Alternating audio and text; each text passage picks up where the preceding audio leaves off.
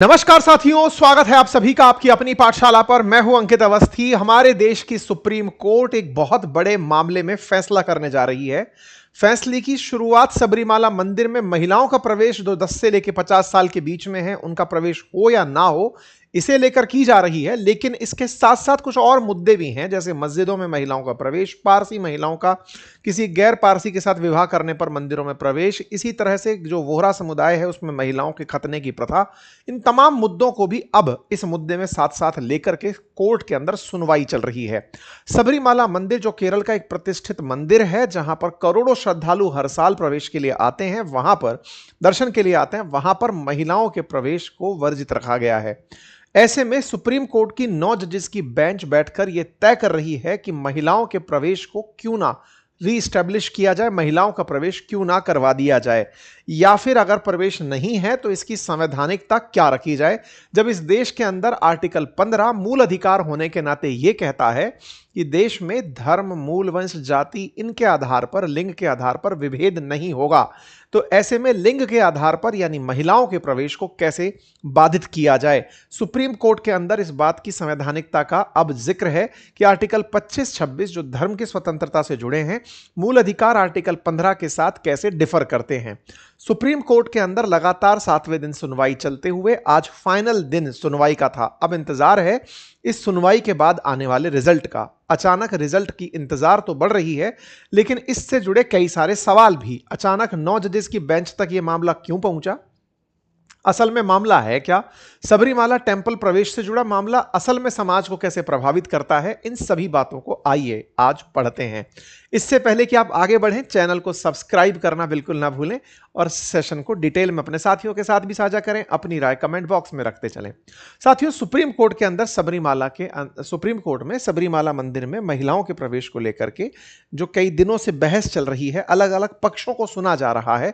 9 जजेस की बेंच बैठ करके इस बात को सुन रही है और सुनते हुए मूल रूप से इस बात पर फैसला करने का प्रयास कर रही है कि इस मंदिर में महिलाओं के प्रवेश को वर्जित क्यों रखा गया है। इस बारे में आगे बताएंगे, लेकिन उससे पहले थोड़ा सा सबरीमाला मंदिर के बारे में जान लीजिए। साथियों, सबरीमाला मंदिर केरल के अंदर स्थित पेरियार राष्ट्रीय उद्यान के भीतर पेरिनाड गांव के अंदर स्थित पतनमट्टिता जिले के अंदर स्थित एक मंदिर है, जो हर साल लगभग 4 से 5 करोड़ श्रद्धालुओं द्वारा दर्शन किया जाता है। कहा जाता है कि यहां पर भगवान अयप्पा का मंदिर है और जिसमें भगवान शिव और मोहिनी के पुत्र जो भगवान अयप्पा हैं, उनका यह टेंपल है। भगवान शिव और भगवान विष्णु के पुत्र, 2 मेल गॉड, उनके पुत्र अयप्पा। इसकी कहानी बड़ी रोचक है, वो भी हम आगे चल के डिस्कस करेंगे। मैप पर एक बार के लिए आप इन्हें देखें तो केरल भारत का दक्षिणतम राज्य और उसके अंदर सबरीमाला करके जगह। अगर मैप पर आप इसे देखें तो पहाड़ियों के बीच में बिल्कुल पेरियार जो नेशनल पार्क है, उस नेशनल पार्क के बीच में कई सारी पहाड़ियों और जंगलों के बीच में स्थित ये टेंपल है। और इस टेंपल में दर्शन के लिए हजारों लाखों श्रद्धालु साल भर के भीतर पहुंचते हैं। और इस टेंपल के अंदर मान्यता है कि लोग मंदिर दर्शन करने से पहले लगभग 41 दिन का उपवास रखते हैं, तब जाकर यहां पहुंचते हैं। यहां पर महिलाओं के प्रवेश को वर्जित रखा जाने के पीछे कारण बताया जाता है, और कारण यह है कि रजस्वला महिलाएं, जो मासिक धर्म जिनके महिलाओं के आते हैं, वो महिलाएं अगर इस मंदिर में प्रवेश करेंगी तो भगवान अयप्पा, जो कि नैष्ठिक ब्रह्मचारी हैं, जिन्होंने ये तय किया हुआ है कि वो ब्रह्मचर्य व्रत का पालन करेंगे, उन्हें उनके व्रत की पालना में दिक्कत होगी। ऐसे में भगवान के मंदिर में महिलाओं का प्रवेश वर्जित रखा जाता है। अब इसके पीछे की जो कहानी है वो मैं आपके सामने साझा कर रहा हूं। ये 10 से लेकर 50 वर्ष की महिलाओं का प्रवेश रोकने की बात है। उससे कम और उससे अधिक उम्र की महिलाएं यहां पर प्रवेश कर सकती हैं। विशेष वेशभूषा के साथ आप इन पुरुषों को साथ में यहां पर जाते हुए देख सकते हैं। ये जो जगह है ये पुनका वनम नाम से जानी जाती है, जहां पर इस जगह के अंदर प्रवेश होता है। साल भर यहां प्रवेश नहीं चलता है, यहां पर अलग अलग दिनों में प्रवेश होते हैं, जैसे मंडपम के समय, मकर संक्रांति के समय, या मार्च के मध्य तक प्रवेश, या फिर 14 अप्रैल तक के प्रवेश। मतलब यहाँ के प्रवेश के अलग अलग टाइम जोन हैं। यहाँ पर हजारों की संख्या में लाइनों में लोग लगे हुए आपको दिखाई देते हैं। ये टेंपल का परिसर है जहाँ पर आपको लोग पूजा के लिए जाते हुए दिखाई दे रहे हैं। इसमें यह तय रखा जाता है कि 41 दिन का व्रत पहले रखना है और उसके बाद मंदिर में एंट्री करनी है। एंट्री करने से पहले आपको अपने विचार, वचन, कर्म ये सब शुद्ध रख के एंट्री करनी होती है। शराब, तंबाकू, नशीले पदार्थ, मांस, मछली, अंडा, प्याज, लहसुन जैसे पदार्थों का परहेज रखना होता है। इन 41 दिनों में कम से कम भोजन करना और संयम रखना होता है। अपमानजनक भाषा का उपयोग नहीं करना होता है। 41 दिन के व्रतों में सत्य वचन, मधुर वाणी बोलनी होती है। भक्ति में लीन रहना होता है। श्लोक पढ़ने होते हैं, धार्मिक ग्रंथ सुनने होते हैं, शरीर को स्वच्छ रखना होता है और मन और कर्म से ब्रह्मचर्य का पालन करते हुए व्रत रखना होता है। और जब व्रत पूरे होते हैं उस समय श्रद्धालु नारियल में घी भरते हैं और भगवान अयप्पा का प्रसाद तैयार करते हैं। उन्हें 2 थैले वाला एक पोटला जिसे इरुमुडु कहते हैं उसमें रख करके यात्रा शुरू करनी होती है। ये मंदिर में पहुंच करके भगवान को घी अर्पित करते हैं, कुछ हिस्सा प्रसाद के रूप में वापस लेकर आते हैं और नारियल अग्नि को समर्पित करके आते हैं। कुछ इस प्रकार की प्रथा का यहां पालन होता है। अंतिम उद्देश्य आत्मा की शांति, शुद्धि और ये आत्मा का परमात्मा से एकत्व होना माना जाता है। तत्त्वम असि यानी कि भगवान के ही अंश हम हैं, इस भाव के साथ इस मंदिर में भगवान अयप्पा के पूजन के लिए लोग जाते हैं। अब इनकी कहानी क्या है, जो सबरीमाला श्री धर्म संस्था मंदिर की जो आधिकारिक वेबसाइट है उस पर जो कहानी उपलब्ध है, अब मैं वो आपके साथ सुनाता हूं। कहा जाता है कि देवी दुर्गा ने 9 दिन के युद्ध में राक्षस महिषासुर का वध कर दिया था। जब राक्षस महिषासुर का देवी ने वध किया तो महिषासुर की बहन भगवान ब्रह्मा का तपस्या करने लगती हैं और ब्रह्मा के दर्शन जब ब्रह्मा जी ने दर्शन दिए तो महिषी जो महिषासुर की बहन थी उन्होंने वर मांगा कि मुझे शिव भगवान और विष्णु भगवान की जो संतान हो वही मुझे मेरा वध कर सके, उसके अलावा मेरा कोई वध ना कर सके। 2 पुरुष देवताओं की संतान से उत्पन्न संतान जो हो, पुरुष देवताओं से उत्पन्न संतान, वो ही मेरा वध कर सके। महिषी ने सोचा कि भाई जो 2 पुरुष हैं तो संतान कैसे होगी, तो ऐसे में उसका वध कभी हो नहीं पाएगा और वो अमरता का वरदान प्राप्त करके निकलती है। ऐसे में महिषी धरती और स्वर्ग में सब तरफ आतंक मचाने लगती है। देवताओं ने भगवान विष्णु से इस विषय पर गुहार लगाई कि आप ही कुछ कर सकते हैं। इसी बीच में जब समुद्र मंथन हो रहा होता है तो राक्षसों का ध्यान भटाने के लिए भगवान विष्णु एक सुंदर लड़की मोहिनी का रूप लेकर प्रकट होते हैं। भगवान का यह मोहिनी अवतार होता है। भगवान विष्णु यानी हरि उसी मोहिनी अवतार और भगवान शिव यानी हर के मिलन से जो संतान पैदा होती है उसी का नाम हरिहरण रखा जाता है। तो ये जो हरिहरण नाम की जो संतान है ये आगे चलकर महिषी का वध करती है। तब राजा केरल में पांडलम के राजा राजशेखर का शासन हुआ करता था। उस विशाल साम्राज्य में राजा के संतान नहीं थी। एक रोज पंपा नदी के किनारे गुजरते हुए राजा को एक बच्चा मिला जिसके गले में सोने की माला थी। वहीं पर बैठे एक साधु ने राजा से कहा कि इसे आप अपनी संतान की तरह बड़ा करिए, इसे आप घर ले जाइए, घर में बेटे की तरह इसका पालन करिए। राजा ने चूंकि बच्चे के गले में सोने की माला थी इसलिए उस बच्चे का नाम मणिकंदन रखा, गले में सोने की माला वाला बच्चा। मणिकंदन जब 12 साल के हुए तब राजा ने यानी कि जन्मदिन पर राजशेखर ने जो राजा थे उन्होंने उनको अपना उत्तराधिकारी बनाने का अनाउंसमेंट कर दिया। तब तक राजा के कोई संतान नहीं थी, लेकिन जब राजा के संतान इसी बीच में रानी प्रेग्नेंट होती हैं और उनके एक बेटे का जन्म होता है। रानी चाहती हैं कि उनका जो बेटा उनकी गर्भ से पैदा हुआ है वही राजा बने। इसके लिए दीवान के साथ मिलकर के वो एक साजिश रचती हैं। कहती हैं कि बच्चे के इलाज के लिए बाघिन की दूध की जरूरत होगी और इस दूध के लिए मणिकंदन को जंगल भेजा जाता है। मणिकंदन बाघिन का दूध लेने के लिए जंगल जाते हैं और वहीं पर महिषी नामन राक्षसी से उनका सामना होता है। अरुणा नदी के किनारे उस महिषी जिसने पूरे आतंक को मचा कर रखा था उससे युद्ध होता है और महिषी की छाती पर चढ़कर ये जो हरिहरण है, जो मणिकंदन है, इन्होंने उस महिषी का वध कर दिया और साथ में अपने कई बाघ और बाघिन को लेकर के आप वापस महल पहुंचते हैं। जब राजा को इस बात का पता चलता है कि रानी ने केवल एक षड्यंत्र के तहत बच्चे को मरवाने के लिए जंगल भेजा था, लेकिन वो बच्चा दिव्य था जो न केवल शेरों की सवारी करते हुए लौटा है बल्कि महिषी का भी वध करके लौटा है। तभी अचानक वो साधु वापस आते हैं और वो उन्हें ये बताते हैं कि जिस बच्चे को आप साधारण मान रहे थे ये भगवान का अंश है और इनके अब लौटने का समय आ गया है। मणिकंदन को यहां से विदा किया जाता है, लेकिन राजशेखर उनसे कहते हैं कि उनके लिए उन्हें मंदिर बनाने का मन है। मणिकंदन ने धनुष से बाण निकाला जो सबरी नाम की जगह पर जाकर गिरा। आज यहीं पर सबरीमाला टेम्पल है। तो जिस सबरीमाला टेम्पल की बातें हो रही हैं, आधिकारिक वेबसाइट पर जो बातें मैंने आपको बोली हैं ये लिखी हुई हैं। इनके आधार पर मणिकंदन का तीर जहां जाकर गिरा वहां पर जो टेम्पल बना वही आज सबरीमाला मंदिर बना हुआ है। महिषी के वध के बाद जब भगवान अयप्पा यानी कि मणिकंदन जब धरती पे आतंक मिटा के मुक्त होते हैं तब एक और अद्भुत घटना घटती है, और वो घटना ये थी कि एक सुंदर युवती प्रकट होती है। वह कोई और नहीं बल्कि एक अप्सरा थी जो शापित बताई गई थी। वो श्राप से मुक्त होकर के, पहले श्रापित थी तब राक्षसी थी, लेकिन अब एक सुंदर अप्सरा के रूप में प्रकट होती है। भगवान अयप्पा के चूंकि आशीर्वाद से वो श्राप मुक्त हुई थी, तो कृतज्ञता से वो प्रेम से भरी हुई उनसे विवाह करने की इच्छा रखती है।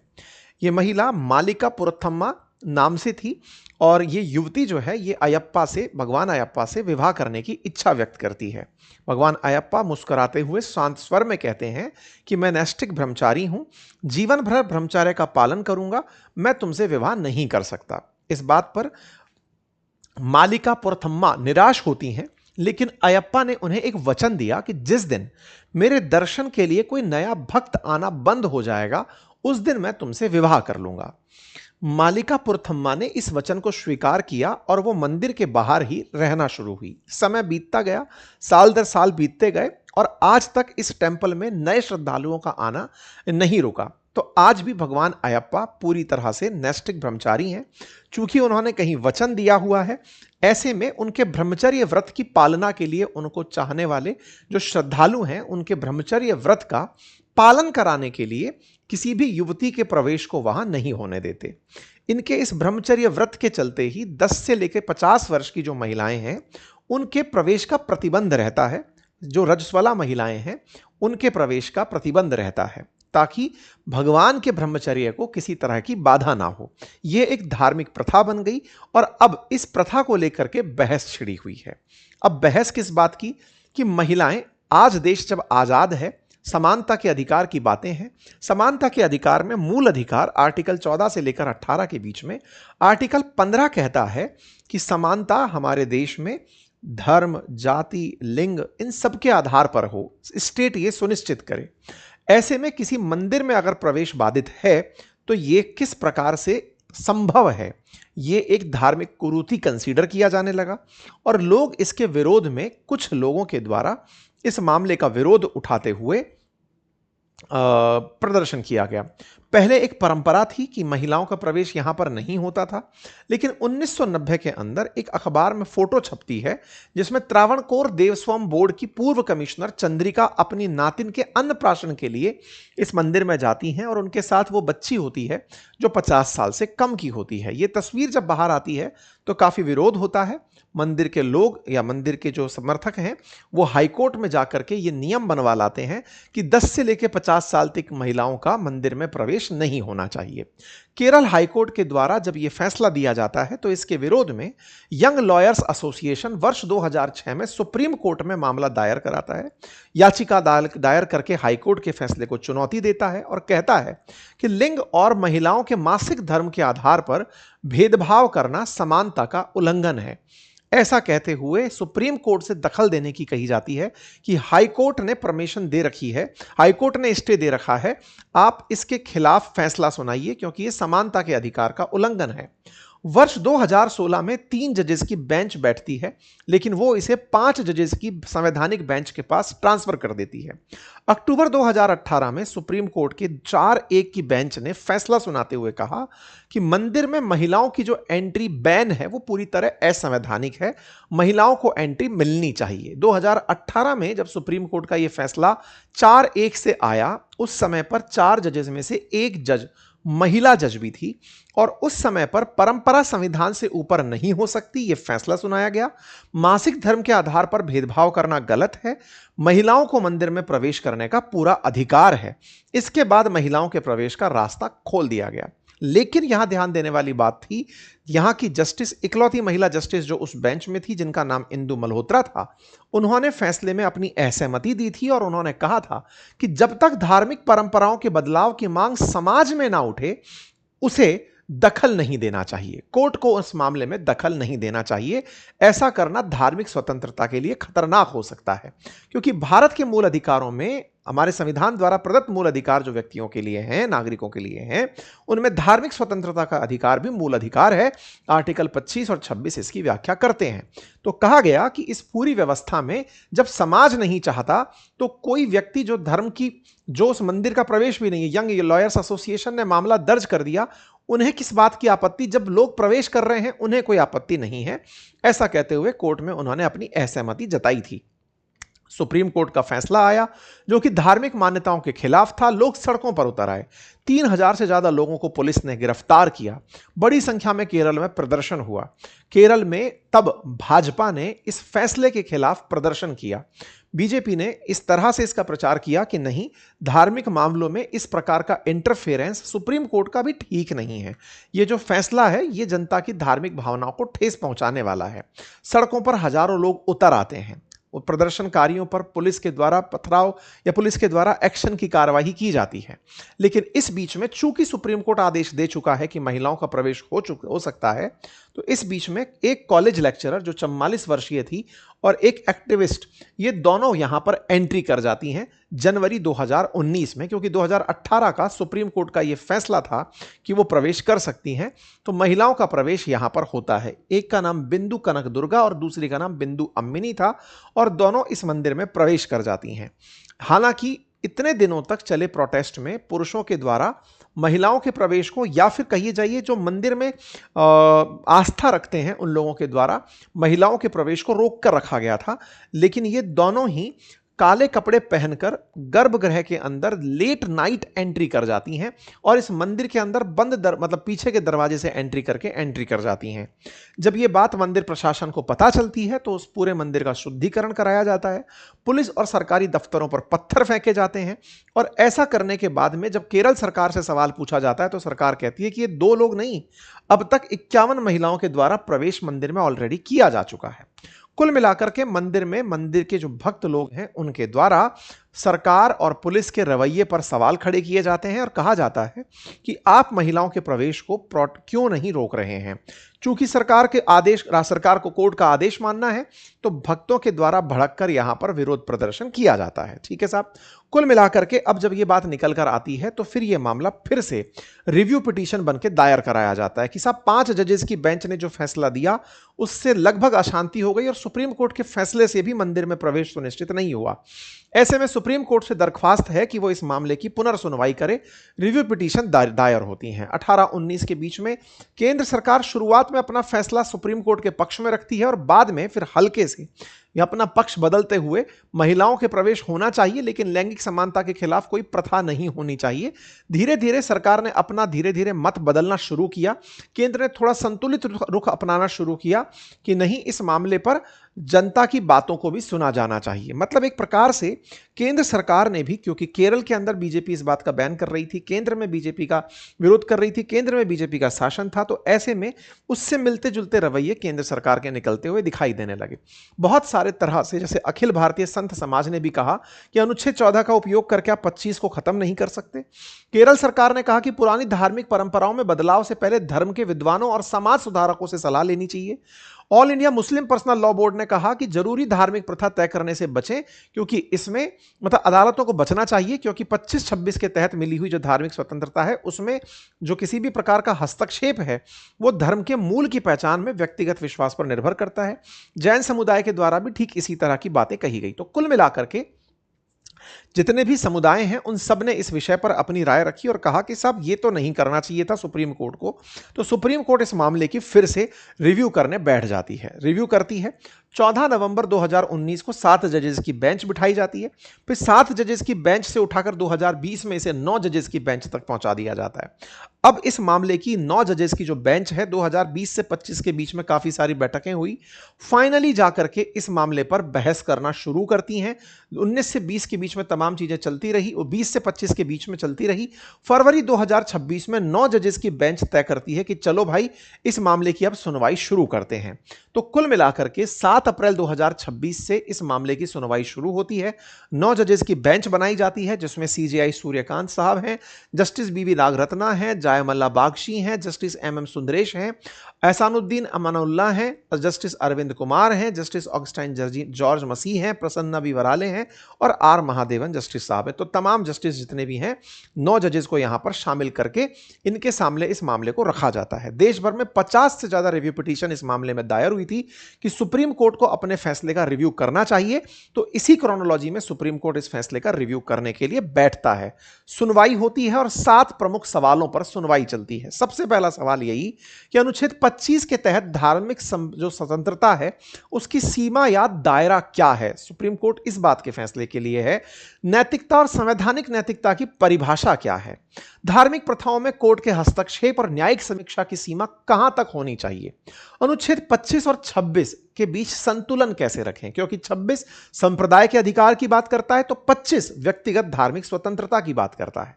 व्यक्तिगत धार्मिक स्वतंत्रता महिलाओं के लिए भी लागू होती है, लेकिन 26 संप्रदाय की धार्मिक स्वतंत्रता की बात करता है। तो एक संप्रदाय है जो उस मंदिर में महिलाओं को नहीं आने देना चाहता, तो दोनों में से किसे। देखिए, सुप्रीम कोर्ट में जब भी संवैधानिकता को लेकर प्रश्न उठता है तो समझिएगा, जब संविधान बेंच बैठती है तो वो मूल अधिकारों में ही जो मामले फंसे हुए हैं उनकी सुनवाई के लिए आती है।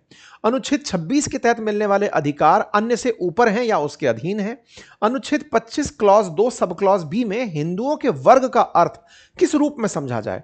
क्या कोई व्यक्ति उस धर्म का अनुयायी नहीं है और जनहित याचिका के जरिए किसी धार्मिक परंपरा को चुनौती दे सकता है।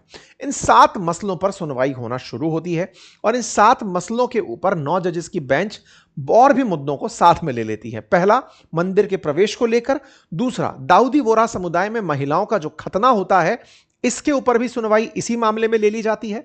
मस्जिदों में महिलाओं के प्रवेश को लेकर के भी मामला इसी सुनवाई में डाल लिया गया है। पारसी महिलाओं का अग्नि मंदिर में प्रवेश को जो लेकर मामला है, जिसमें कि अगर पारसी महिला किसी गैर पारसी से विवाह कर ले तो उसे अग्नि मंदिर में प्रवेश नहीं दिया जाता, तो उस मामले को भी इसमें ले लिया गया है। और जो मुस्लिम पर्सनल लॉ बोर्ड के लैंगिक भेदभाव से जुड़े प्रश्न हैं उनको भी ले लिया गया। तो 5 बड़े ऐसे मामले जो समानता से जुड़े मामले हैं उन सबको उठा करके सुप्रीम कोर्ट ने 9 जजेस की बेंच के सामने रख दिया है। यहां पर इन मामलों की सुनवाई चल रही है और इन सुनवाई में आज आखिरी दिन था, यानी कि 22 तारीख के दिन तक सरकार के और कोर्ट के अपने अपने तर्क रहे, जिसमें केंद्र सरकार का तर्क था कि अदालत को धार्मिक मामलों में सीमित दखल देना चाहिए। यह तय करना कि कौन सी प्रथा जरूरी धार्मिक प्रथा है अदालत के लिए कठिन विषय है। किसी धर्म की परंपरा और मान्यता का सम्मान होना चाहिए। हर धार्मिक प्रथा को अवैज्ञानिक कहकर खारिज नहीं किया जाना चाहिए। यहीं पर सबरीमाला पर जो सॉलिसिटर जनरल मेहता जी हैं उनका भी प्रश्न यहां पक्ष यही रखा गया है कि साहब नैष्ठिक ब्रह्मचारी स्वरूप से जुड़ी परंपरा है, इसका उल्लंघन नहीं होना चाहिए। लेकिन जजेस के अपने सवाल हैं। उनका कहना है कि महिलाओं को अछूत कैसे मान लिया जाए, कोई धर्म दूसरे धर्म से श्रेष्ठ कैसे हो सकता है, साथ ही साथ एसेंशियल रिलीजियस प्रैक्टिस का सिद्धांत कब तक लागू होता है। तमाम वो प्रश्न हैं जिनको आपने अब तक बनते हुए सुना, वो सब यहां पर बढ़िया तरीके से डिस्कस हो रहे हैं। इन डिस्कशन के बीच में सब याचिकाकर्ता अपनी अपनी बातें और कोर्ट्स के अंदर बैठे जजेस भी अपने पक्ष को रखते चल रहे हैं। मूल मुद्दा यही कि मंदिर में महिलाओं के प्रवेश को समानता के दायरे में कैसे लाया जाए। कोर्ट इस बात की लगातार सुनवाई कर रही है। सभी को अपना अपना सपक्ष रखने का समय दिया गया है और उस पूरे पक्ष के माध्यम से जब बातें चल रही हैं तो यह तय किया गया है कि मूल अधिकार से जुड़े हुए जो मसले हैं उनकी बात हो। 22 तारीख तक यह पूरा मामला डिस्कस हुआ है। अब देखना होगा कि इसके ऊपर वर्डिक्ट क्या आता है। जैसा भी इसके ऊपर वर्डिक्ट आएगा आप लोगों को अपडेट करा दिया जाएगा। उम्मीद है कि आप लोगों को यह बातें अच्छे से समझ में आई हो। अगर यह वर्डिक्ट इस तरह से आए तो हो सकता है मंदिर, मस्जिद और अर्ध धार्मिक स्थानों के अंदर महिलाओं की एंट्री को लेकर एक समान नियम बन जाए। पर्सनल लॉ को मौलिक अधिकारों के दायरे में लाया जा सके। आवश्यक धार्मिक प्रथाएं खत्म और सीमित हो सकती हैं। भविष्य में धार्मिक मामलों में कोर्ट की दखल की सीमा तय हो सकती है। इस सभी फैसले से जुड़ी हुई उम्मीदें हैं। आप लोगों को ये जानकारी अगर पसंद आई तो अपनी राय कमेंट बॉक्स में दें, साथियों से साझा करें। बाकी आप सोचते क्या हैं जरूर कमेंट बॉक्स में बताएं। बहुत बहुत धन्यवाद।